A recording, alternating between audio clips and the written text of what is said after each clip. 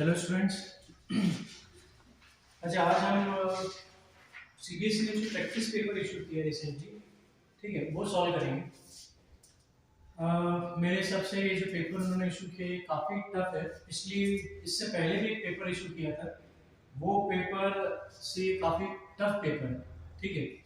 और ये पेपर अब इस टाइप का अगर पेपर एग्जाम में आया है, ठीक है, तो वही बच्चे सॉल्व कर पाएंगे जिनने, ठीक है, चैप्टर को ठीक से समझा है, सारे कंसेप्ट्स ठीक से समझे हैं मैथ्स में, ठीक है। जिनमें चैप्टर पर कमांड जिनकी बहुत ज़्यादा है, जिन्होंने प्रैक्टिस बहुत की है, ठीक है, क्वेश्चंस की, ठीक है, वही इस पेपर को सॉल्व कर पाएंगे, ठीक है। और दूसरी बात, इसमें तुम्हें स्पीड भी काफ़ी रखनी पड़ेगी, ठीक है। मतलब क्वेश्चंस अगर तुम धीरे धीरे धीरे धीरे सॉल्व करोगे आराम आराम से, तो ये पेपर टाइम से कंप्लीट नहीं हो पाएगा, ठीक है। तो स्पीड भी काफ़ी रखनी पड़ेगी और नॉलेज उस चैप्टर पर तुम्हारा कंसेप्ट, उस चैप्टर में तुम्हारा कंसेप्ट कितना क्लियर है वो बहुत जरूरी है। नहीं तो इस टाइप का अगर पेपर आया तो अगर तुम रट के गए, फॉर्मूलेज रट के गए, एनसीईआरटी सॉल्व किए, तो ये पेपर बनाना मुश्किल हो जाएगा तुम लोगों के लिए, ठीक है। तो इसको हम सॉल्व करते हैं, ठीक।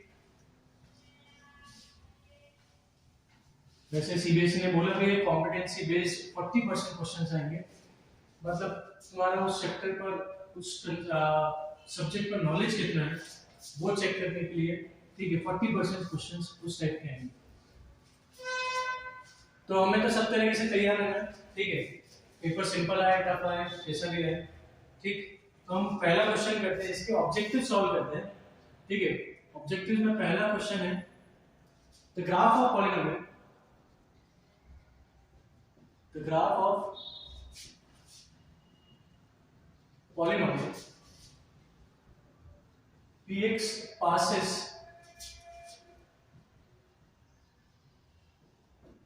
through the points -5, 0, 0, -40, 8, 0 and 5, 5, 5, -3, ठीक। Which among the following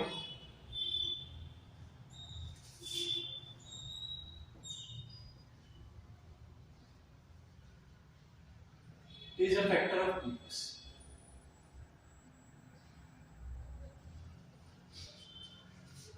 ठीक है, जब भी तुम ये YouTube पर वीडियो देखोगे इस पार्ट को स्किप कर सकते हो, थोड़ा सा आगे बढ़ा सकते हो, क्योंकि मुझे क्वेश्चन लिखने में थोड़ा टाइम लगेगा। तो जब भी ये वीडियो देखो तो 10-20 सेकंड आगे बढ़ाकर फॉरवर्ड करके देख सकते हो। जब क्वेश्चन में समझाना चालू करो वहां से तुम इसको देख सकते हो, ठीक है। तो हमारे पास क्वेश्चन है, the graph of polynomial px passes through points। अब ये जो पॉलीनोमियल का जो भी ग्राफ है, पता नहीं कौन सा कैसे बनेगा, क्या बनेगा, पर ये ग्राफ हमें पता है कि 4 पॉइंट से पास होगा। हमको दे रखा है कि भाई -5, 0 से 0, -40 से 8, 0 से 5, -30 से। तुमसे पूछा है कि कौन px का फैक्टर है, ठीक है, px का फैक्टर कौन सा होगा। अब देखो, तुमने अगर geometrical meaning of zeros of polynomial पढ़ रखा है तो तुम्हें पता होगा कि भाई जीरोस क्या होते हैं, वो वैल्यूज x की जिस पर पॉलीनोमियल क्या हो जाए, 0 हो जाए, ठीक है। तो भाई ये हमारे पॉलीनोमियल की वैल्यूज मिलेंगे हमें y एक्सिस पर, और x एक्सिस पर हम x की वैल्यू रखेंगे। सिंपल सी बात है, ये x एक्सिस को जहां-जहां कट करेगा वहां पॉलीनोमियल की वैल्यू क्या होगी, 0, ठीक है। तो इस x एक्सिस पर कर्व हमारा, ये ग्राफ हमारा जहां-जहां कट करेगा वहां px की वैल्यू क्या होगी, 0, ठीक है। और जीरोस होते क्या है भाई, हमारे पास कोई पॉलीनोमियल मान लो x + 3, तो जीरोस क्या होंगे, मैं जैसा इसमें -3 पुट करूं, ठीक है ना। तो देखो हमारा पॉलीनोमियल क्या हो गया, 0। तो अल्टीमेटली अगर मैं -3 पुट करूं तो मेरा पॉलीनोमियल क्या आ रहा है, 0 आ रहा है। मतलब पॉलीनोमियल की वैल्यू क्या आ रही है, 0 आ रही है। मतलब y एक्सिस पर इंटरसेप्ट क्या होगा, 0 होगा। y एक्सिस पर वो कट नहीं करेगा। तो हम देखते हैं कि कौन कौन से पॉइंट x एक्सिस पर है। हमें सिर्फ ये ढूंढना है कि कौन से पॉइंट x एक्सिस पर है वो इसके जीरोस होंगे, वो इसके क्या होंगे, पॉलीनोमियल के जीरोस होंगे। तो हमारे पास दो पॉइंट्स हैं, एक तो -5, 0 और 8, 0, ठीक है। -5,0 and 8,0, ठीक है, आर द पॉइंट्स, ठीक है, विच लाई ऑन एक्स एक्सिस, ठीक है। जैसे मेरा ये ग्राफ है इस टाइप से, तो भाई ये जो पॉइंट्स हैं, ये तीनों पॉइंट्स क्या कहलाएंगे इस पॉलीनोमियल के जीरोस के। तो इन पर देखो y कोऑर्डिनेट क्या है, 0 होगा, y एक्सिस 0 होगी, मतलब px 0 होगा। तो हमें सिर्फ वो पॉइंट्स ढूंढने जिन पर y 0, तो ये दो पॉइंट्स, मतलब x -5 इसका x 0 होगा, भाई x -5 इसका x 0 होगा, एंड x 8 इसका x 0, ठीक है, इसके दो जीरो हैं, x -5 एंड x 8। अब तुम्हें बोला है कि कौन फैक्टर होगा, तो फैक्टर के लिए हम क्या करेंगे, इस जीरो को x की तरफ लेकर आएंगे। तो भाई x + 5 और इस x 8 को हम 8 को इस तरफ लेकर आए तो x - 8, ठीक है, x - 8। तो ये दो हमारे क्या कहलाएंगे, फैक्टर्स हैं, इनको हम बोलेंगे जीरोस, और जब हम इन वैल्यूज को x की तरफ लेके जाएंगे तो वो फैक्टर बनेंगे, ठीक है। तो ये दो फैक्टर्स, अब देखो ऑप्शन में ये दो फैक्टर्स में से कौन सा तुम्हें दिखाई दे रहा है, x - 5 दिख रहा है, x + 5 नहीं दिख रहा, मतलब ये नहीं, ठीक है, ये तो पॉसिबल नहीं है, हमारे पास ये दो ऑप्शन है इसमें। तो x - 8 हमें दिख रहा है ऑप्शन में, और हमारा फैक्टर x - 8 आ भी रहा है, तो x - 8 क्या हो जाएगा, आंसर हो जाएगा, ठीक है, इजी है। अब देखो अगर ये तुमने समझा नहीं है कि भाई पॉलीनोमियल्स का जो ग्राफ होता है वो x एक्सिस पे जहां कट करेगा वहां वैल्यू क्या होगी, वहां क्या होगा, पॉलीनोमियल की वैल्यू 0 होगी, और वो 0 कहलाएगा, वो पॉइंट क्या कहलाएगा, 0 पॉलीनोमियल कहलाएगा, ठीक है। तो ये क्वेश्चन थोड़ा सा हमारे लिए डिफिकल्ट हो सकता है, ठीक है। अब हमारे पास दो पेयर ऑफ इक्वेशन है, mx + 4y - 6 = 0 and ny - 12x + 12 = 0। Second question करते हैं। पूछा है कि भाई किस m और n की वैल्यू के लिए इनफाइनाइट मेनी सॉल्यूशन होगा, for what value of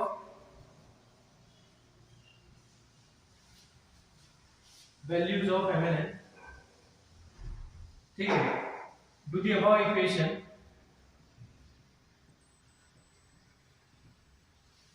gives infinitely many solutions।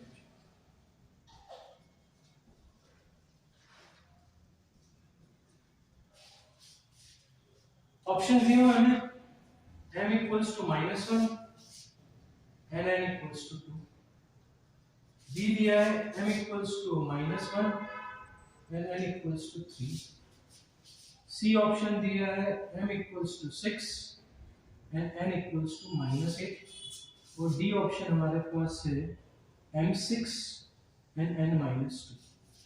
देखो अब सबसे पहले हमें कोफिशिएंट्स पता होने चाहिए भाई, है ना, लीनियर इक्वेशन में कोफिशिएंट्स क्या होते हैं, वो कैसे निकाले जाते हैं। तो भाई x का जो कोफिशिएंट है, मतलब x के साथ जो मल्टीप्लाई है उसे इवन बोलेंगे, ठीक है, वो हमारा कितना है m, ठीक है। b1 क्या होगा, y का कोफिशिएंट जो कि 4 है, और c1 क्या होगा, कांस्टेंट। मैं पहली इक्वेशन की बात कर रहा हूं, c1 क्या होगा, कांस्टेंट। तो वो कुछ बच्चे जल्दबाजी में 6 लिख देते हैं, ठीक है, जल्दबाजी में उन्हें थोड़ा सा कांसेप्ट क्लियर नहीं होता, यहां -6 है, ठीक है, तुम्हें साइन के साथ वैल्यूज लेनी है ना, कोफिशिएंट्स की, कांस्टेंट्स की, तो ये -6 होगी।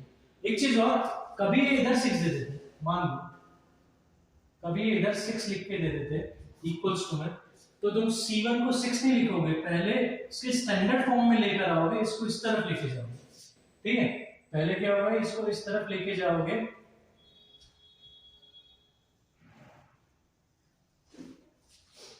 ठीक, फिर जो साइन आएगा तुम्हारा वो हम c1 का लेंगे, ठीक है।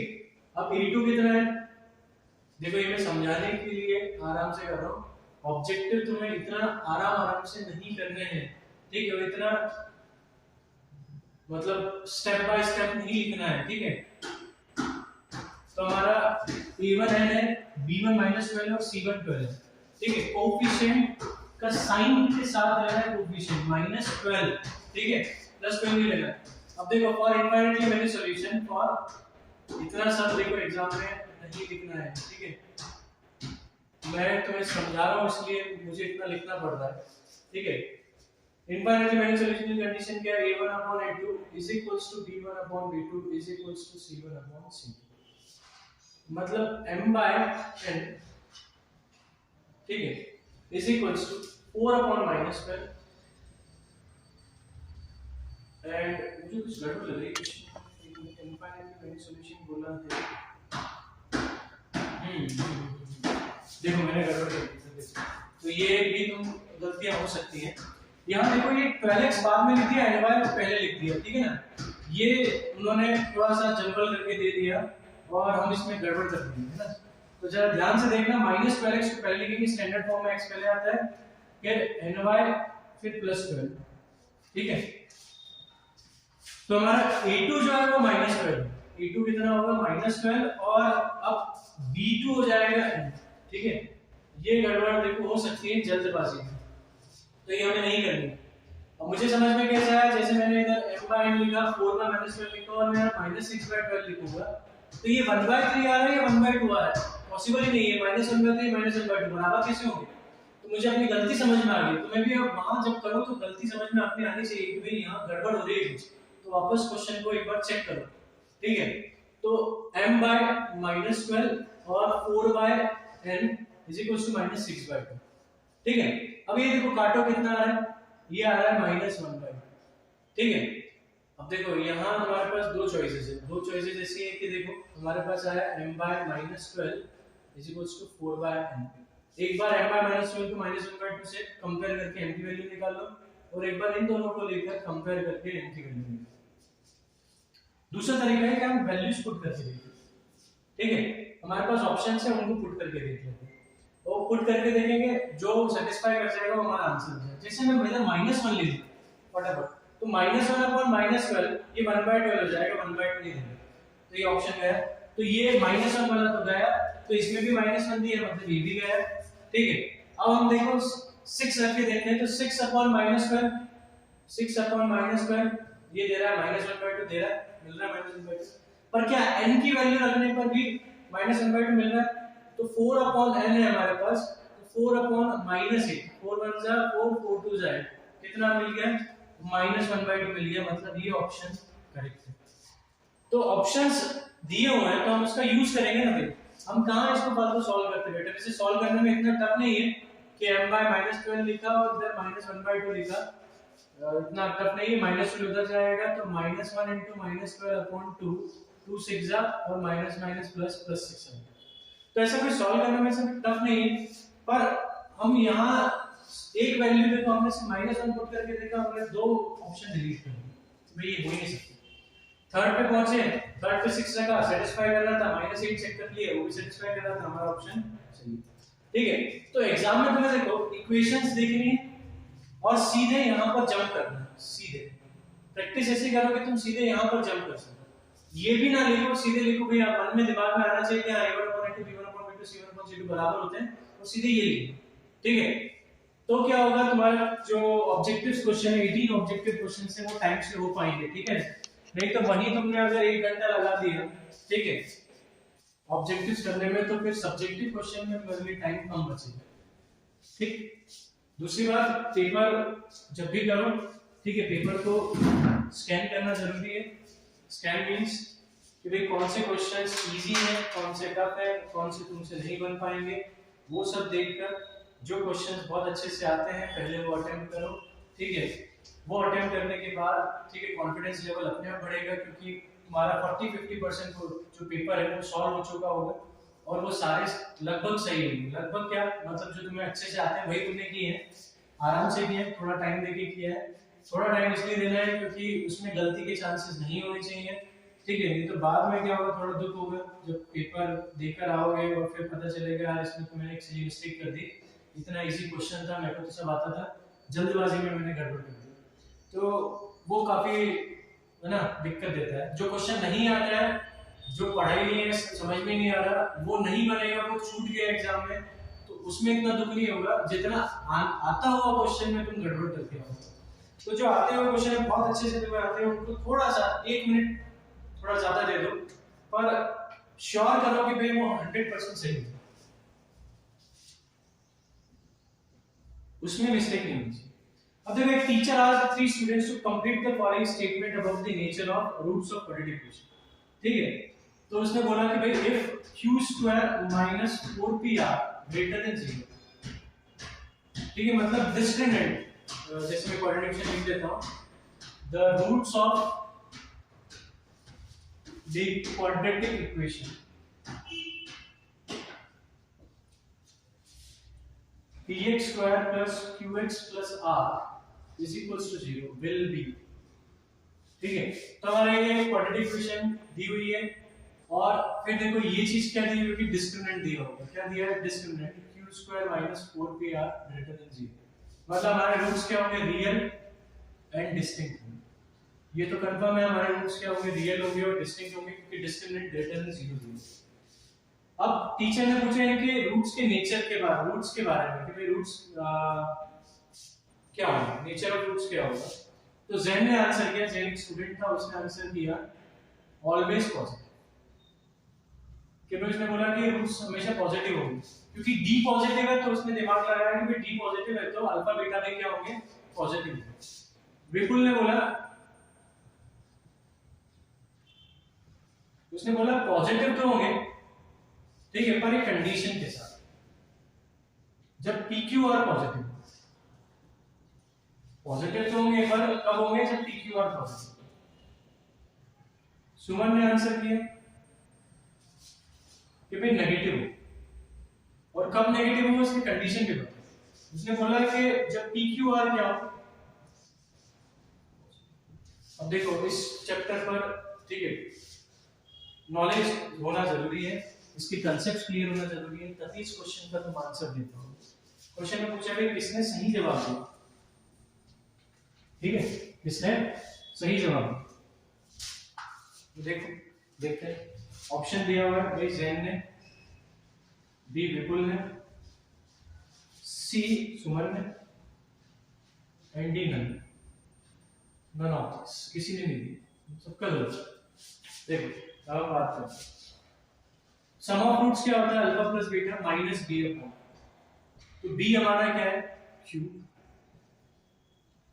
और ए हमारा क्या है तो माइनस क्यू बाई पी आ जाएगा।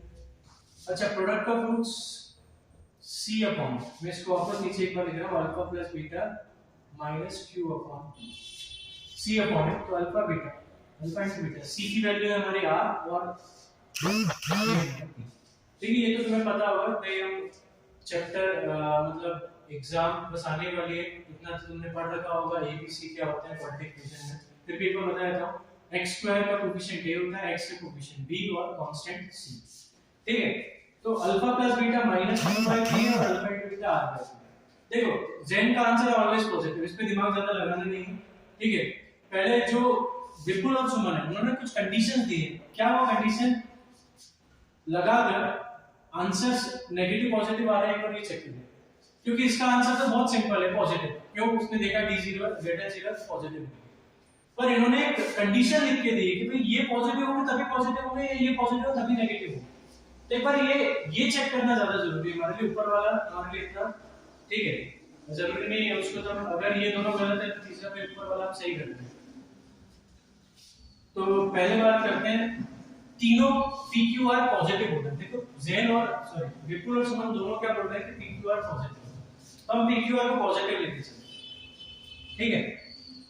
अब देखो हमारा इस को उठाते हैं alpha beta r by p, अब r भी पॉजिटिव है और p भी पॉजिटिव, दोनों पॉजिटिव है, तो भाई अल्फा इनटू बीटा भी क्या होना चाहिए पॉजिटिव होना चाहिए, इनका प्रोडक्ट भी पॉजिटिव होना चाहिए। जब ये दोनों पॉजिटिव है तो प्रोडक्ट भी पॉजिटिव आना ही चाहिए, ठीक है, ये नेसेसरी है क्योंकि वो पॉजिटिव तो ये पॉजिटिव, क्योंकि दोनों आपस में क्या है इक्वल है। अब अल्फा इनटू बीटा पॉजिटिव कब हो सकता है, दो केसेस हैं। पहला केस ठीक है इन दोनों का प्रोडक्ट पॉजिटिव कब होगा, भाई कुछ सोचो कि दो टर्म्स का दो नंबर्स का प्रोडक्ट पॉजिटिव कब होगा, जब वो दोनों पॉजिटिव हो, मतलब अल्फा भी पॉजिटिव और बीटा भी, ठीक है। एक और केस में दोनों का प्रोडक्ट पॉजिटिव हो सकता है जब दोनों नेगेटिव हो, क्या हो दोनों नेगेटिव, मतलब अल्फा भी नेगेटिव और बीटा भी नेगेटिव, क्योंकि हमने पढ़ा negative into negative sign cut जाता है पॉजिटिव आ जाता है ना, नेगेटिव इनटू नेगेटिव हम बोलते हैं पॉजिटिव, इनका मल्टीप्लिकेशन है ना, हम एडिशन की बात नहीं कर रहे, तो मल्टीप्लिकेशन क्या होता है पॉजिटिव। तो ये दो केसेस हैं, अब ये दोनों केसेस में हम बात करते हैं कि कौन सा केस सही है, तो हम फिर यहां जंप करते हैं। अब मैं अगर अल्फा बीटा दोनों को पॉजिटिव ले लूं तो मेरी ये कंडीशन तो सेटिस्फाई हो जाएगी कि alpha into beta r by p क्योंकि आर वाई भी पॉजिटिव तो अल्फा इंटू बीटा भी पॉजिटिव हो जाएगा, दोनों पॉजिटिव लेंगे। क्या ये सेटिस्फाई होता है? यहाँ देखो Q हमारा क्या है माइनस क्यू बाई पी, ये हमारा पॉजिटिव है और P भी हमारा पॉजिटिव है, ठीक है। ये दोनों पॉजिटिव है और बाहर क्या साइन लगा हुआ है माइनस का, तो ओवरऑल ये क्या हो जाएगा नेगेटिव, ओवरऑल क्या हो जाएगा ये नेगेटिव। और हमारा alpha into alpha plus beta में हमने अल्फा बीटा क्या लिया है पॉजिटिव, अब दो पॉजिटिव टर्म्स का सम पॉजिटिव ही होगा, मतलब अल्फा प्लस बीटा हमारा क्या हो जाएगा पॉजिटिव, और ये हमारा ओवरऑल क्या आ रहा है नेगेटिव। तो पॉजिटिव नेगेटिव नंबर आपस में इक्वल नहीं हो सकते, पॉसिबल ही नहीं, ठीक है। तो हमने अगर इन दोनों को पॉजिटिव ले लिया तो अल्फा इंटू बीटा वाली कंडीशन तो सेटिस्फाई हो रही है, पर ये वाली कंडीशन सेटिस्फाई नहीं होगी। तो हम क्या करेंगे, अल्फा बीटा दोनों को नेगेटिव ले लेंगे। अगर मैंने दोनों नेगेटिव ले लिए तो दोनों नेगेटिव टर्म्स का सम नेगेटिव होगा और दोनों नेगेटिव टर्म्स का प्रोडक्ट पॉजिटिव होगा। तो ये नेगेटिव दे देगा, हमारा q by p भी नेगेटिव आ रहा है माइनस q by p, तो दोनों इक्वल हो जाएंगे। और यहाँ से ये भी दोनों इक्वल हो रहे हैं क्योंकि ये दोनों नेगेटिव है तो इसका प्रोडक्ट पॉजिटिव होगा और ये भी पॉजिटिव है। तो किसने सही जवाब दिया? सुमन ने। उसने बोला कि भाई नेगेटिव आएगा, ठीक है, अल्फा बीटा क्या आएंगे नेगेटिव जब p q r पॉजिटिव है। देखो p q r हमने पॉजिटिव लिए तो हमें अल्फा बीटा नेगेटिव लेने ही पड़े। अगर हम अल्फा बीटा नेगेटिव लेंगे तो हमारा ये सेटिस्फाई नहीं हो पाएगा, ठीक है, रिलेशन कोफिशिएंट्स और रूट्स के बीच में रिलेशन सेटिस्फाई नहीं होगा और वो पॉसिबल नहीं है कि सेटिस्फाई ना हो, ठीक है। तो सुमन ने जो आंसर दिया है वो बिल्कुल करेक्ट है। PQR पॉजिटिव होंगे कब होंगे, जब हमारा अल्फा बीटा नेगेटिव। मेरे हिसाब से यहां तक तुम लोगों को समझ में आ रहा है, ठीक है। Two concentric circles are centered at 0, centered at O minus 4, 3। हमारे पास दो concentric circles, एक सर्कल ये रहा, एक सर्कल, दोनों का सेंटर सेम होगा भाई, concentric circle वही कहलाता है। तो -4, 3 हमारा सेंटर के कोऑर्डिनेट्स है। The ratio of area of inner circle, भाई इनर सर्कल के एरिया के रेशियो में इस इनर सर्कल के एरिया को A1 ले लेता हूं और आउटर सर्कल के एरिया को A2 ले लेंगे। तो तुम्हें बोला है A1 अपॉन A2 का जो रेशियो है 1:9, वो क्या है 1:9। इनर सर्कल के एरिया और आउटर सर्कल के एरिया का रेशियो 1:9 है। दो पॉइंट्स हैं A एंड B जो कहां लाई कर रहे हैं, बाउंड्रीज ऑफ सर्कल, ठीक है। तो A लाई कर रहा है inner circle, boundary of inner circle पर, और B लाई कर रहा है boundary of outer circle. B के कोऑर्डिनेट हमें दिए हुए हैं 3, 5, ठीक है। तो A के कोऑर्डिनेट हमें बताना है, तो ऑप्शन हमें दिए हुए हैं 2/3, 13/3। B दिया है -5/3, 11/3। C दिया है -9/4, 14/4। और D दिया है -33/10, 16/4। अब देखो यहाँ करना क्या है, तुम्हें एरिया का रेशियो दिया होगा A1 अपॉन A2, इसका कुछ यूज तो करेंगे ना, ठीक है। तो एरिया का रेशियो हमने A1 अपॉन A2 1/n दिया है। पहले वाले की रेडियस हम R1 मान लेते हैं, तो एरिया कितना हो जाएगा πr1²। और आउटर सर्कल की रेडियस R2 मान लेते हैं, हो जाएगा πr2²। पाई से पाई कैंसिल, हमारे पास आएगा r1² upon r2² equals to 1/n। और जैसे मैं इसका स्क्वायर रूट लूंगा तो r1 अपॉन r2, 1 का स्क्वायर रूट 1 होता है और 9 का स्क्वायर रूट 3, तो मैं r1 अपॉन r2 का रेशियो मिल गया 1:3। अच्छा ये हमारा क्या है r1, ये कितना दिया है भाई, है ना, हम 1k मान लो, तुम्हें k मानना हो तो हम सीधे सीधे 1 मानेंगे, ऑब्जेक्टिव क्वेश्चन है, ठीक है। हमको सॉल्व करके तो दिखाना नहीं है, तो हम मान के चलेंगे r1 1 और हमारा ये r2 कितना 3, ठीक है। ये r1 हमारा 1 और r2 हमारा 3, ठीक है। तो मुझे बताओ इस OB जो हमें 3 दिया हुआ, ये हमने निकाला है, दिया क्या हमने निकाला है, और OA कितना दिया है, ये हमने निकाला है 1, तो मैं क्या AB निकाल सकता हूँ, तो बिल्कुल हम 3 में से 1 माइनस कर दें तो हमें क्या मिल जाएगा, ये भी मिल जाएगा, वो कितना मिलेगा 2, 3 - 1 2। अच्छा, तो फिर एक चीज हमारे सामने आई, ये O जिसकी कोऑर्डिनेट -4,3, ये B जिसकी कोऑर्डिनेट 3,5 और ये A, ठीक है, ये पॉइंट A, ठीक है, जिसकी कोऑर्डिनेट हमें फाइंड करनी है, वो इस OB लाइन सेगमेंट को 1:2 रेशियो में डिवाइड कर देंगे। वो OB लाइन सेगमेंट को क्या डिवाइड कर देंगे? 1:2 रेशियो में। तो इसके हमें कोऑर्डिनेट निकालना है, निकाल सकते हैं। इसको x1 y1 ले लें, इसको x2 y2 और ये हमारा x1, ये हमारा m1 और ये m2। अब जब हमारी किस्मत अच्छी हुई तो हमें x जो हम निकालेंगे, x से हमें आंसर मिल जाएगा, ठीक है, हमें y निकालने की जरूरत पड़ेगी। तो x क्या है? m1 x2 plus m2 x1 upon m1 plus m2, ये फॉर्मूला पढ़ा होगा। अच्छा, m1 x2 1 into 3 plus m2 x1 मतलब 2 into -4 अपॉन 1 plus 2, ठीक है। तो 3 1 जा कितना हो जाएगा? 3, 2 4 जा 8 अपॉन 2 plus 1 3। तो हमारे पास x आ गया, 8 में से 3 गया 5, साइन माइनस का बड़ा इसलिए माइनस साइन लगाएंगे तो -5। देखो x की वैल्यू -5/3 है, एक ही ऑप्शन है जिसमें x -5/3 आ रहा है, बाकी किसी में नहीं है, तो हमारा बी ऑप्शन क्या हो जाएगा? करेक्ट हो जाएगा, ठीक है। तो यहाँ हमने क्या किया, एरिया के रेशियो से हमने पहले रेडियस का रेशियो निकाला, रेडियस के रेशियो से फिर हमने पता किया भाई ये जो ए पॉइंट है वो किस रेशियो में ओबी लाइन सेगमेंट को डिवाइड करे। एक बार हमें रेशियो मिल गया, फिर हम क्या करेंगे, सेक्शन फार्मूला से ए की कोऑर्डिनेट्स निकालेंगे, और उसमें सिर्फ ए के x निकालने की जरूरत है या y, ठीक है, क्योंकि चारों ऑप्शन में x डिफरेंट है, चारों ऑप्शन में y डिफरेंट है। तो हमारा x आ गया तो y तो फिर वही होगा जो ऑप्शन में आ रहा है, ठीक है। तो ज्यादा सोचने की जरूरत नहीं पड़ेगी हमें, और y निकालना भी नहीं पड़ेगा, हम सीधे x निकालकर आंसर टिक कर देंगे। टिक नहीं करना, वैसे लिखना है तो लिख देंगे। अगला क्वेश्चन फिफ्थ। अच्छा, आज मैं सिर्फ 10 क्वेश्चन कराऊंगा क्योंकि वीडियो काफी लंबा हो जाएगा, तुम लोग बोर हो जाओगे देखते देखते, ठीक है। तो हम सिर्फ शुरू के 10 क्वेश्चंस करेंगे, फिर नेक्स्ट वीडियो में हम आगे के 10 क्वेश्चंस करेंगे। पोल 1, पोल 2, ठीक है। तो Sonali standing at one side of 7 metre wide road, भाई हमारे लिए 7 मीटर वाइड रोड है, उसकी एक तरफ सोनाली खड़ी हुई है, सोनाली का तुम्हारा पॉइंट दिया हुआ है और नीचे नाम लिख के रखा है डायग्राम में, ठीक है। She wants to estimate the distance between two light poles, दो लाइट वाले पोल्स हैं जिन पे लाइट लगी हुई है, उनके बीच की डिस्टेंस उसे फाइंड करनी है, ये d डिस्टेंस उसे फाइंड करनी है, ठीक है, without crossing the road, cross करके नहीं करनी है ना, नहीं तो वो यहां जाकर पे मीटर से, ठीक है, मीटर टेप से क्या कर सकती है, वो नाप सकती है, पर उसे क्रॉस नहीं करना है, सिर्फ देखकर, ठीक है,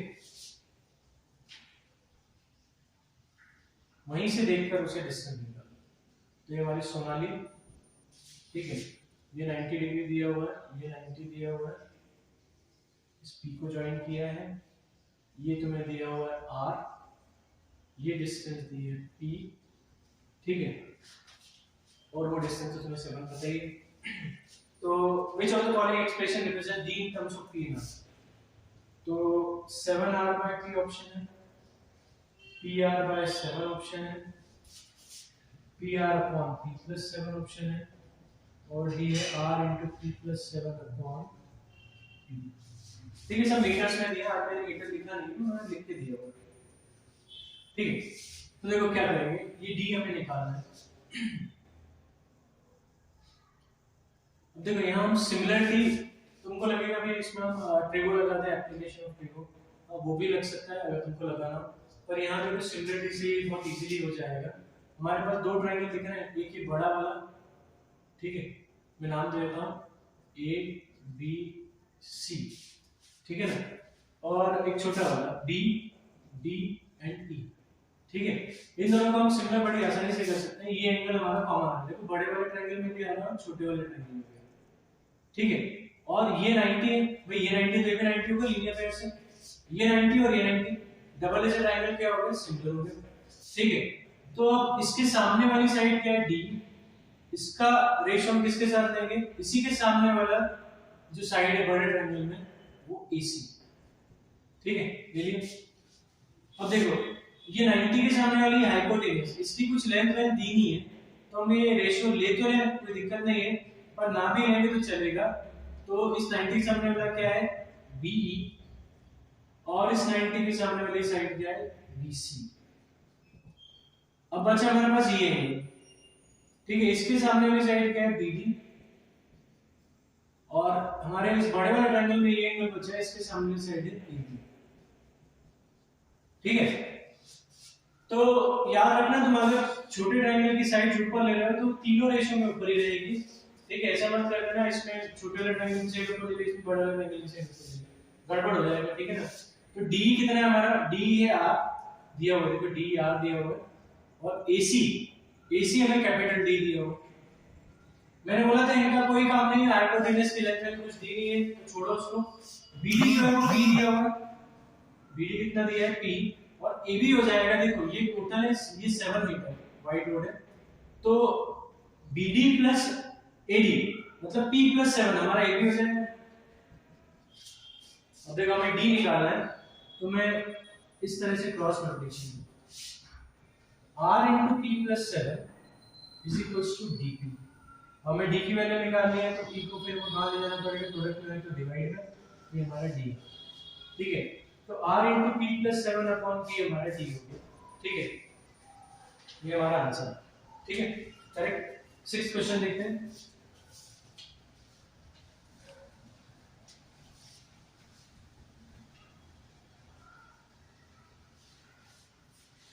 दो ट्रायंगल्स हैं जिनकी साइड्स इनको गिवन है।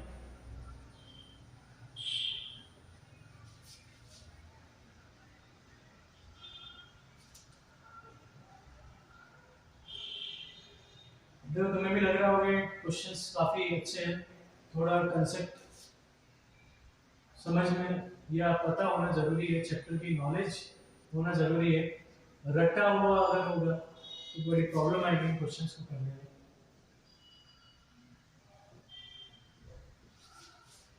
तो ये साइड्स की लेंथ दी हुई है। अब तुम्हें पूछा है कि along with the given information which of this is sufficient to conclude that KLM triangle KLM, ठीक है, is similar to triangle KLM is similar to triangle PQR।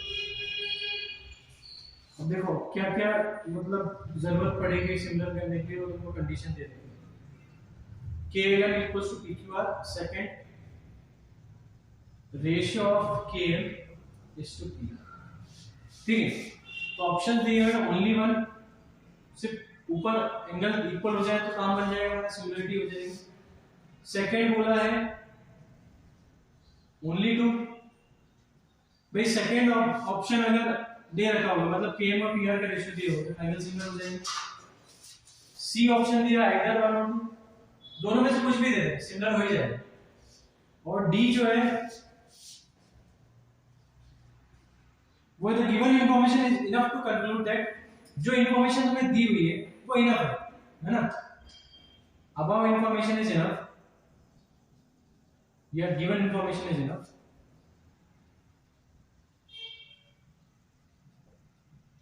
Enough to conclude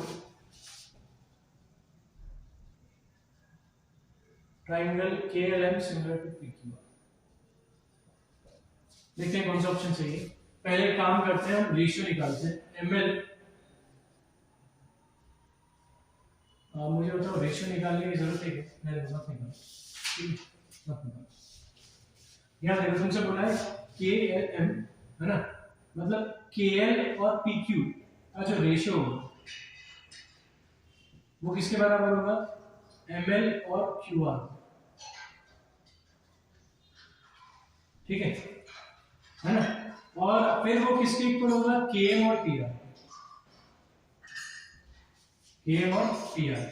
ठीक है, इस ट्रायंगल्स को देख के जो सिमिलर तुमको लिख के दिया है ना, उससे हम है ना साइड्स का रेशियो निकाल सकते हैं। पहले दो वर्टेक्स लिए, यहाँ दो वर्टेक्स लिए, उनका रेशियो ले लिए, अगले दो लिए मतलब मिडिल वाला लास्ट वाला, इधर मिडिल वाला लास्ट वाला, उनका रेशियो ले लिया, फिर फर्स्ट और लास्ट का रेशियो ले लिया और उनको इक्वल कर दिया। ठीक है, तो इजीली हम रेशियो लिख सकते हैं अगर हमें ट्रायंगल सिमिलर लिख के दिया हो। अब देखो तुम्हें KL और PQ का रेशियो तो दिया हुआ है, या हम निकाल सकते हैं, दिया तो नहीं है पर 4/8 निकाल सकते हैं। ml और qr का रेशियो भी निकाल सकते हैं, वैल्यूज दी हुई है, पर ये दो चीज सफिशिएंट नहीं है, ठीक है, क्योंकि एसएस कोई सिमिलरिटी क्राइटेरिया नहीं होता। हाँ डबल ए होता है पर एसएस नहीं होता, ठीक है। तो ये जो डी ऑप्शन है तो गलत हो गया कि भाई जितना दिया हुआ है उससे हम सिमिलर कर देंगे, नहीं। उसके बाद देखो ऊपर तुम्हें दो कंडीशन दी है, के एल है ये एंगल और पी क्यू आर ये एंगल, अगर इक्वल है तो ट्रायंगल सिमिलर हो जाएगा। तो देखो K L upon P Q और M L upon Q R ये तो हमें पता है, इनके बीच का इंक्लूडिंग एंगल अगर हमें इक्वल मिल जाए तो साइड एंगल साइड से ट्रायंगल क्या हो जाएंगे, सिमिलर। मतलब ये अगर मुझे मिल जाए तो मैं ऐसे ऐसे ट्रायंगल सिमिलर कर दूंगा, ठीक है, ऐसे ऐसे मैं क्या करूंगा सिमिलर, जैसे क्योंकि ये दोनों दिए हुए रेशियो है ना 4/8, ये कितना दिया है 4/8 और ये दिया है 3/6, 1/2। अब इनके बीच में ये तो साइड्स जिनकी वैल्यूज दी है उनके बीच वाला एंगल अगर मुझे मिल जाए, ठीक है ना, मिल जाए और वो इक्वल हो जाए तो फिर ट्रायंगल क्या हो जाएगा, सिमिलर। तो ये दोनों एंगल अगर इक्वल हो गए तो ट्रायंगल सिमिलर ऐसे ऐसे हो जाएगा, यहाँ ऐसे ऐसे हो जाएगा अगर ये गिवन होगा, और km अपॉन pr का रेशियो अगर मिल जाए तो फिर एसएसएस से ट्रायंगल सिमिलर हो जाएगा। मतलब दोनों में से कुछ भी मिल जाए मैं ट्रायंगल को सिमिलर कर दूंगा, पहला वाला मिलेगा तो ऐसे ऐसे कर दूंगा, दूसरा वाला तो ऐसे ऐसे कर दूंगा। तो इसका ऑप्शन क्या होगा, आइदर वन और टू, दोनों में से कुछ भी मिल जाएगा मैं इसको सिमिलर कर दूंगा। ठीक, अगला क्वेश्चन करते हैं 7।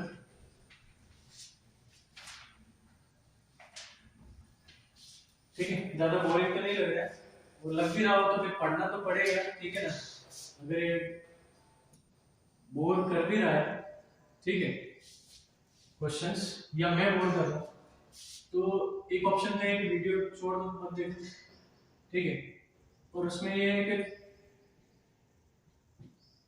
ये चीजें फिर समझ में नहीं आएगी, ठीक है ना। अगर तुमने इतना प्रैक्टिस नहीं की है तो ये क्वेश्चंस समझ में आना थोड़ा सा मुश्किल है, खुद से करना थोड़ा सा मुश्किल है।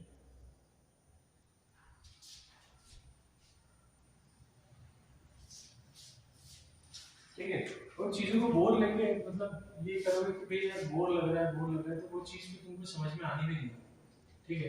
कोई भी पढ़ाना, ठीक है, अच्छे से अच्छा टीचर अगर तुम्हें पढ़ाना चाहेगा, पास बैठा के पढ़ाएगा तो भी तुम समझ में तुम्हारा नहीं आना है, क्योंकि तुम इंटरेस्ट ही नहीं ले रहे हो। इंटरेस्ट लोगे तो फिर समझ में आएगा, ठीक है। और इंटरेस्ट दो चीजों से आता है, या तो तुम्हारा कंसेप्ट क्लियर हो तो फिर तुम वो सारी चीजें पता है तो फिर तुमको क्वेश्चंस समझने में दिक्कत नहीं आती, इंटरेस्ट भी आता ही, ठीक है।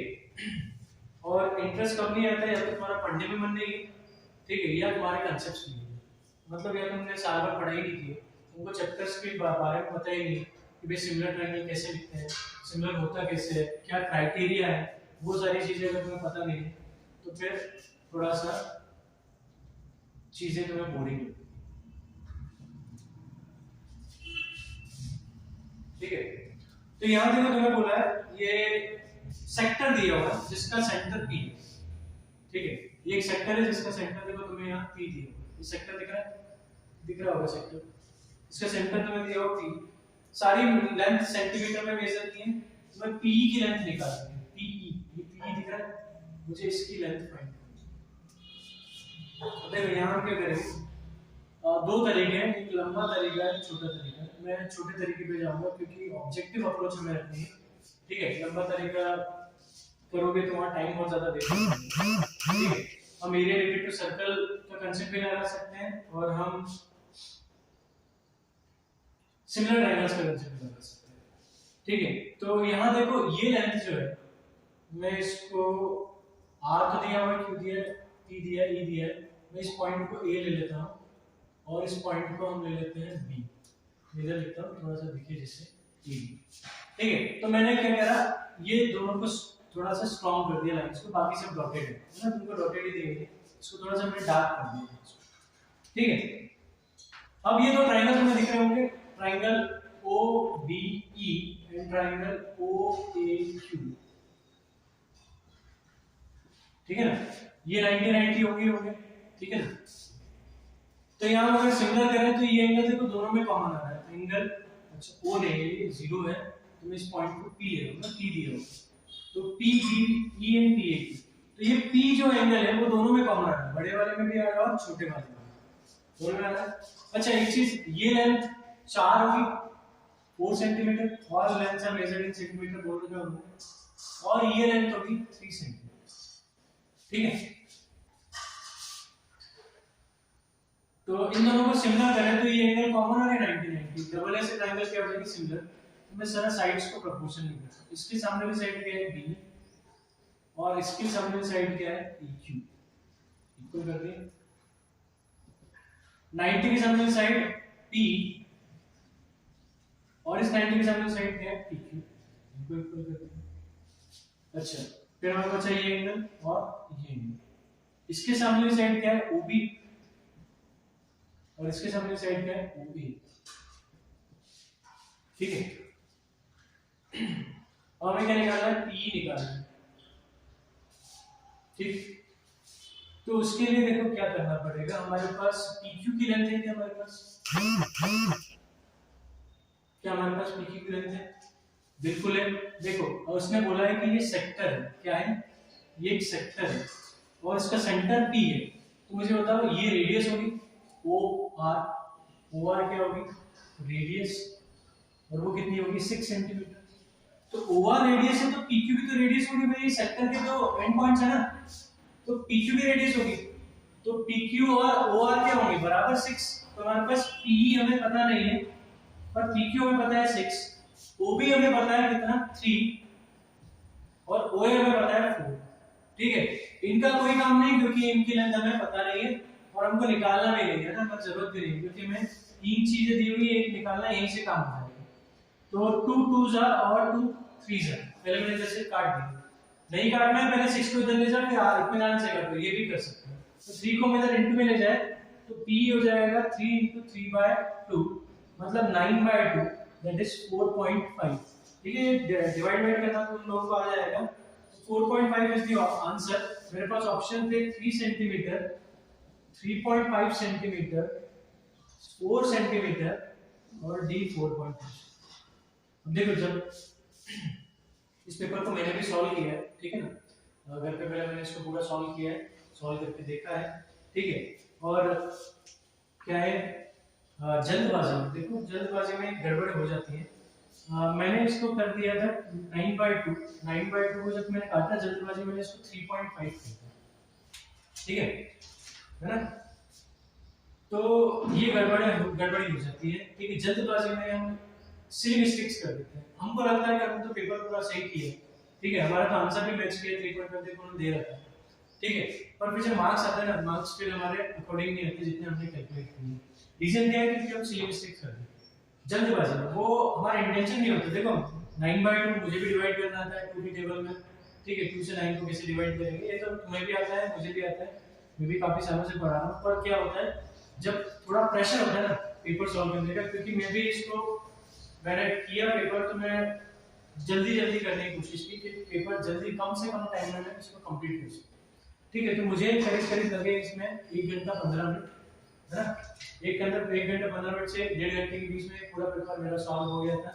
पर वही जल्दबाजी की तो यहाँ एक गड़बड़ हो गई, ठीक है। तो तुम्हें इतनी जल्दबाजी नहीं करनी है, ठीक है, इतनी जल्दबाजी नहीं करनी कि तुम सिली मिस्टेक करो, ठीक है।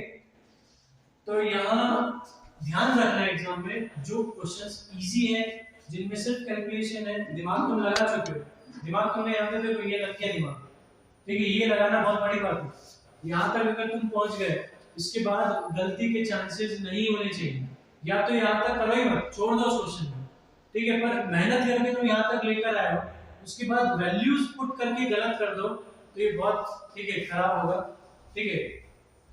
तो यहाँ तक अगर पहुंच गए वैल्यूज पुट कर दो तो जरा थोड़ा ध्यान से पुट करो और कैलकुलेशन थोड़ी ध्यान से करो, है ना, मैं ये सजेस्ट करूंगा। A circle is drawn, 2 points are marked outside this circle। एक सर्कल को हमने ड्रॉ किया क्वेश्चन नंबर 8, ठीक है, 2 पॉइंट हमने मार्क किए आउटसाइड द सर्कल PQ, ठीक है। Such that only 3 tangents can be drawn। तो इन 2 पॉइंट से सिर्फ 3 टेंजेंट ड्रॉ हो सकते हैं, सिर्फ 3। तो देखो अगर मैं टेंजेंट ड्रॉ करना चाहूं इन 2 पॉइंट से जो सर्कल के बाहर है, मैं इनसे 4 टेंजेंट ड्रॉ करता हूं, कितनी, 4 है।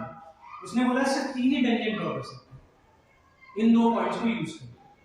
अब कौन सी इंफॉर्मेशन करेक्ट है, ठीक है, ट्रू है ना, भाई कौन सा स्टेटमेंट ट्रू है जो ऊपर इंफॉर्मेशन थी उसके अकॉर्डिंग, ठीक है।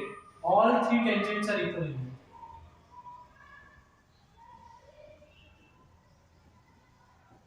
अब ये कह पाना तो पहले मुश्किल है, पहले तो हम पॉइंट्स पता करें कि कहाँ हो सकते हैं। तो पहले देखो ये 3 पॉइंट्स, 2 पॉइंट से 4 टेंजेंट बनेगी इस केस में, अगर मैं 2 डिफरेंट हूं। अब देखो 3 टेंजेंट कब बन सकती है, एक ही पॉसिबिलिटी, देखो उस पॉसिबिलिटी को हमने एक पॉइंट भी बाहर ले लिया और यहां से हमने सॉरी 2 टेंजेंट ले,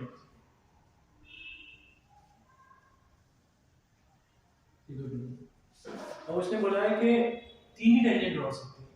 तो पॉसिबिलिटी क्या है, तीसरी 3 टेंजेंट 2 डिफरेंट पॉइंट से प्लॉट करने की, कि दूसरा जो पॉइंट है जो सर्कल के बाहर है वो किसी ना किसी एक टेंजेंट पर प्रेजेंट होना चाहिए। जैसे मैंने यहाँ Q ले लिया, ठीक है, तो इस टेंजेंट पर, इस P से जो मैंने 2 टेंजेंट ड्रॉ किए उन दोनों टेंजेंट में से किसी एक टेंजेंट पर वो दूसरा पॉइंट होना चाहिए।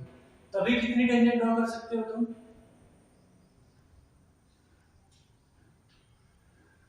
3 टेंजेंट हो। देखो एक टेंजेंट ये हो गई और ये तो कॉमन है, दोनों के लिए कॉमन है।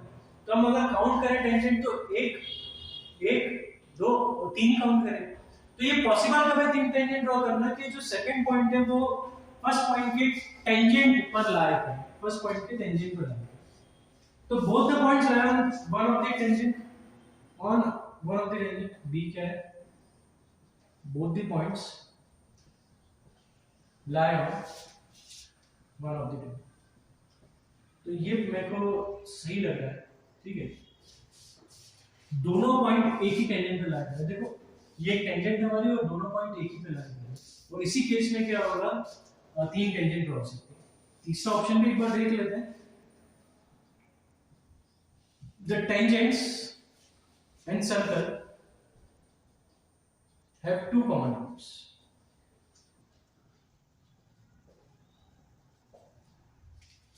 In total, ठीक है, टेंजेंट और सर्कल में से 2 कॉमन पॉइंट्स होंगे टोटल, ठीक है। और अगला है such situation not possible with the 2 points there will be 4 tangent to the circle। ये पॉसिबल ही नहीं हो सकता, 2 पॉइंट अगर होंगे तो 4 टेंजेंट ही बनेंगे, तो ये तो गलत है। देखो हमने बना दी 3 टेंजेंट, और वो कब बन रहे हैं जब दोनों पॉइंट्स एक ही टेंजेंट पे बने। अब वो बोल रहा है कि tangents and circle have 2 common points, circle और टेंजेंट में से 2 कॉमन पॉइंट हैं, ठीक है। तो नहीं, यहाँ 3 कॉमन पॉइंट है, देख 3 पॉइंट्स, एक तो B है, एक यहाँ से मैं C ले लेता हूँ और एक ये। तो सर्कल और टेंजेंट के बीच में कॉमन पॉइंट 2 नहीं है 3 है, तो ये भी गलत हो गया। तो बी ऑप्शन हमारा करेक्ट है। क्वेश्चन नंबर 9 देख लेते हैं।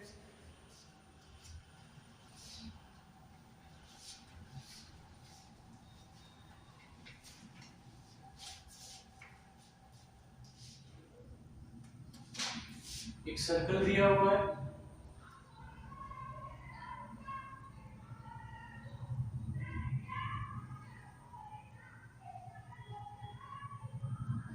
K Q P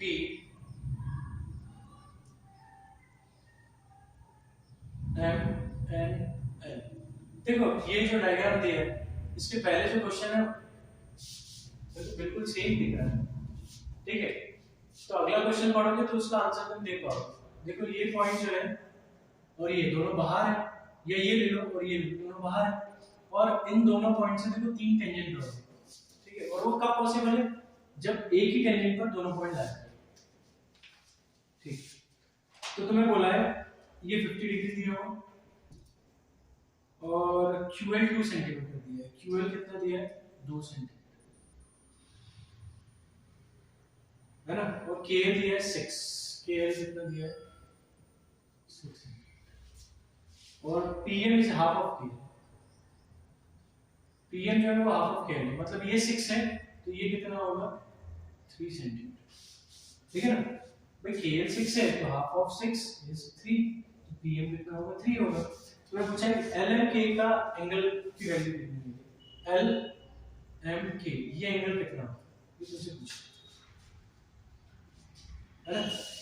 तो बात कर लेते हैं, ये 6 + 2 टोटल कितना 8 है, वही पूरी टेंजेंट की लेंथ कितनी 8, 6 + 2, तो ये भी तो 8 होगा, tangent drawn from external point are equal length, तो ये 8 होगा, तो ये 3 है, तो ये कितना होगा 5 सेंटीमीटर होगा कि नहीं होगा 5, ठीक है। ये 8 है, ये 3 है, तो ये 5 हो गया। अच्छा ये 2 है, तो ये भी तो 2 होगा, है ना, क्योंकि ये टेंजेंट दो पॉइंट से, जब इस पॉइंट से दो टेंजेंट ड्रॉ की, इनकी लेंथ इक्वल होगी, tangent draw from external point equal हो जाता है। ये पॉइंट M है, यहां से मैं देखो दो टेंजेंट ड्रॉ किए, तो ये 3 है, तो ये भी तो 3 होगा, और ये 3 और ये 2, तो ये टोटल कितना हो गया, Lm टोटल कितना हो गया, Lm हो गया 5 सेंटीमीटर, ये टोटल कितना हो गया 5, तो ये भी 5, इस ट्रायंगल में देखो, इस ट्रायंगल को मैं अलग से बनाता हूं, MKL, तो ये भी 5 सेंटीमीटर और ये भी 5 सेंटीमीटर, ठीक है, दोनों 5 सेंटीमीटर, तो दोनों के जो अपोजिट एंगल होंगे वो इक्वल होंगे कि नहीं होंगे, इसके सामने वाला एंगल क्या है 50 डिग्री दिया हुआ तुम्हें, और इसके सामने वाला ये भी तो कितना हो जाएगा 50 हो जाएगा, 50 50 होगा ना, आइसोसेलेस ट्रायंगल हो गया, दो साइड्स इक्वल है, ये 50 है 50 100, तो 180 में से अगर मैं 100 माइनस करूं तो ये कितना डिग्री आ जाएगा 80 डिग्री, तो ऑप्शंस तुम्हें दिए थे 50 डिग्री, कोई जल्दबाजी में 50 भी टिक करके आ सकता है, पर वो गलत हो जाएगा, 50 ये वाला है, ये तो 80 आएगा, C 80 डिग्री, और D क्या है, can not be determined, information ठीक है अधूरी है, तो वो तो गलत है, हमने निकाल लिया 80 degree is the answer. Next question करते हैं, फिर हम नेक्स्ट वीडियो में आगे के 10 क्वेश्चंस को सॉल्व करेंगे, ठीक है। अच्छा अगर वीडियो अच्छा लगे तो प्लीज लाइक तो जरूर कर ही देना, ठीक है, और सब्सक्राइब करना वो तुम्हारी मर्जी, ठीक है, इस चैनल को सब्सक्राइब करना है कि नहीं करना है वो तुम्हारे, पर अगर वीडियो थोड़ा बहुत भी अच्छा लगा हो तो प्लीज लाइक जरूर करना।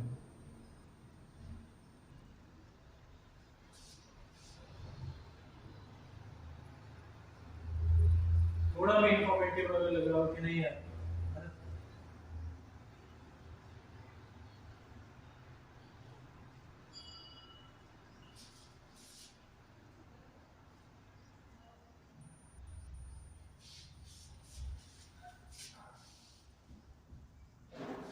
अब तुम्हें cos थीटा की वैल्यू निकालनी है, इस ट्रायंगल में क्या करना है, cos थीटा की वैल्यू निकालनी है, तुमसे बोला है AB is parallel to PQ, AB PQ के पैरेलल है, ठीक है, और सारे लेंथ सेंटीमीटर में मेजर किए, x y z सब में इसमें दिया हुआ तुम्हें, तो cos थीटा की वैल्यू, तो देखो यहां मैं बाहर वाला ट्रायंगल लूंगा, बाहर वाला, क्योंकि थीटा वही है, थीटा वही है P Q O, थीटा यही है, इसके सामने वाला क्या होगा परपेंडिकुलर, है ना, तुमने पढ़ रखा होगा, जो एंगल हम लेते हैं ट्रिग्नोमेट्री में, जिस एंगल के साथ कैलकुलेशन करते हैं वो परपेंडिकुलर, 90 के सामने वाला क्या होता है हाइपोटेन्यूज फिक्स्ड है, और ये हमारा बेस है, ठीक है। तो अगर इसमें मैं cos थीटा लगाऊं तो cos थीटा हो जाएगा PQ बाय PU या OP जो भी ले लो, और PQ की लेंथ हमें दे रखी है Z, क्या दे रखी है Z, और OP की लेंथ है B+1, ले सकते हैं B+1, भाई ये B है और ये Y है, तो B+1, तो cos थीटा जो होगा वो होगा हमारा Z/B+1, पर ऑप्शन जो दिए हुए देखो वो इतना आसान नहीं बनाते पेपर, है ना, ऑप्शन दिए C/B, B/C, C/B+Y, और D दिया है A+X/B+Y,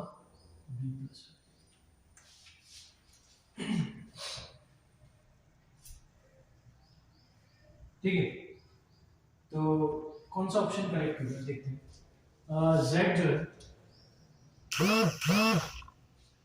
तो यहाँ देखो हम थोड़ा सिमिलरिटी क्राइटेरिया में लगाते हैं, देखो ये दोनों ट्रायंगल तुम्हें दिख रहे होंगे, एक छोटा और एक बड़ा, इनको हम सिमिलर कर सकते हैं, ये भी थीटा है, ये थीटा, सिमिलर नहीं लगाते, चलो एक काम करते हैं, क्योंकि यहाँ से तो हमें मिला नहीं, इस ट्रायंगल से तो हमें cos थीटा की वैल्यू हमारे जो आंसर थे उससे नहीं मिला, तो ये थीटा है तो ये भी थीटा होगा, करस्पॉन्डिंग एंगल्स, ठीक है, तो हम इस छोटे वाला ट्रायंगल में जरा थीटा, तो इसके सामने वाला परपेंडिकुलर, ये बेस और ये हाइपोटेन्यूज, तो cos थीटा यहां हो जाएगा AB बाय OA, अब AB की लेंथ कितनी है C, और OA की लेंथ कितनी है B, तो C/B, और C/B हमारे पास ऑप्शन में है, तो ये आंसर है, ठीक है। तो इस ट्रायंगल से हमें डिजायर्ड रिजल्ट नहीं मिला, हमारे पास ऑप्शन नहीं थे, है ना, ऑप्शन में आंसर ही नहीं आ रहा। तो हमारे पास एक और ऑप्शन है ना, ये पैरेलल लाइंस दे रखी है, उन्होंने बोल रखा है कि AB is parallel to PQ, और वो इसीलिए दिया है क्योंकि तुम इससे थीटा से cos थीटा निकालोगे, तुम्हारा ऑप्शन मैच नहीं करेगा। तो फिर इस थीटा को और ये दोनों एंगल इक्वल है, तो इसको भी थीटा मान सकते हो, और इससे अगर जब तुम cos थीटा निकालोगे तो फिर ऑप्शन मैच करेगा। ठीक है। तो देखो तुम्हारा एग्जाम में कितना टाइम वेस्ट कराने का पूरा उन्होंने प्रोग्राम बनाया है। ठीक है, वो सीधे सीधे यहाँ से देखो बच्चा एक cos थीटा ये एंगल लेकर सीधे सीधे यहाँ से भी cos थीटा निकाल पा रहा है z/b प्लस में, और वो ऑप्शन में दिया ही नहीं है। फिर बच्चा क्या करेगा, फिर थोड़ा टाइम देगा कि भाई नहीं यार ये थीटा है तो ये भी थीटा होगा पैरेलल लाइन से, तो इससे cos निकाल के देते हैं और उससे cos निकाल तो आंसर आ गया। थोड़ा टाइम वो वेस्ट करवाते हैं। ठीक है, तो आगे के 11 से 20 क्वेश्चंस हम क्या करेंगे अपने नेक्स्ट वीडियो में करेंगे। ठीक है, ये क्वेश्चंस जरूर देखना समझना, और जब मैंने क्वेश्चंस लिख रहा हूं तो उसको 10 सेकंड 15 सेकंड अपने हिसाब से आगे बढ़ाकर तुम देख सकते हो, थोड़ा वीडियो जल्दी हो जाएगा कवर। ठीक है, क्योंकि मुझे क्वेश्चन लिखना तो पड़ेगा, थोड़ा टाइम लगेगा, तो तुम उस चीज को स्किप कर सकते हो, तुम्हारे पास ये ऑप्शन है। ठीक है, तो तब तक के लिए गुड बाय, थैंक यू।